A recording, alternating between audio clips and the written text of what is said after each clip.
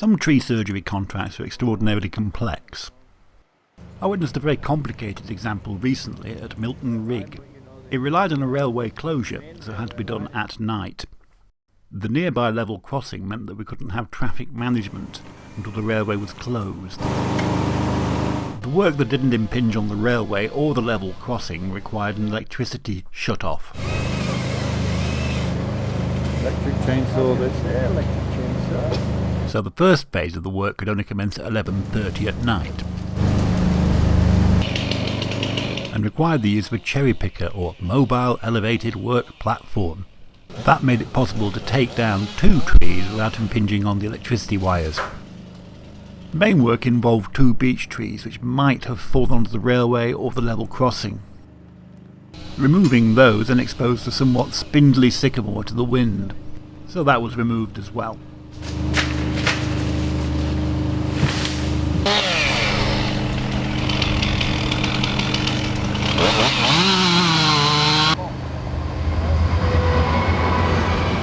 The last train came through at 12:30. The level crossing required a generator, as of course the electricity had been turned off. With the level crossing lights not needed, we could now put on temporary traffic lights. Working on the railway requires special certification, so all the work had to take place outside railway land. And that dictated a painstaking dismantling technique. That technique made for an interesting spectacle. Like many people, I've dabbled in a bit of tree surgery, so it was interesting to see a complex job carried out properly. The weather forecast had been for rain and a bit of wind. The job was an interaction between the tree surgeons, traffic management, railways and electricity. On the night there was tremendous focus on the skill and judgment of the operators. I've done a lot of hedge laying work, so this sort of thing is very familiar, except for being so high up and swaying a bit.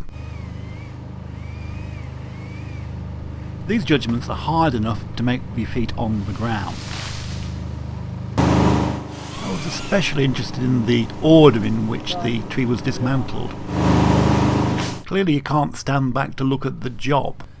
The operators had headsets, so I assumed that there was some direction from the ground. The Railtrek employees were especially impressed by the directional felling. So it does make life a lot easier, a cherry picker, doesn't it? Certainly does. How would you do that without it, I suppose? There'd be a lot of rigging involved, I think. Yeah. You'd have to prime it and there's quite a bit of rigging involved. Dangerous as well. Yeah, well that's it. On the hierarchy of risk, a cherry picker comes quite, well, it's the lowest form of getting up there, so Yeah. you know, it's the safest way we can do it. Mind you, it's not a bit safe, is it? Well, you know, you've got to minimise the risk as best you can. Oh yeah. Taking it down bit by bit, certainly. Yeah, definitely. I mean, if you could fell them, that would obviously be the preferred method, but in an environment like this, it's not really possible. No, not really. No. Not in one. Electricity cables make life a bit... That's it, yeah. Oh, so there's really telephone wires everywhere, aren't there? Yeah, well they're worse because they're not as strong. Oh, I know. Whereas at least with these ones, the steel cord, they're actually a bit of strength to them. Altogether, it was a very impressive display of professional skill.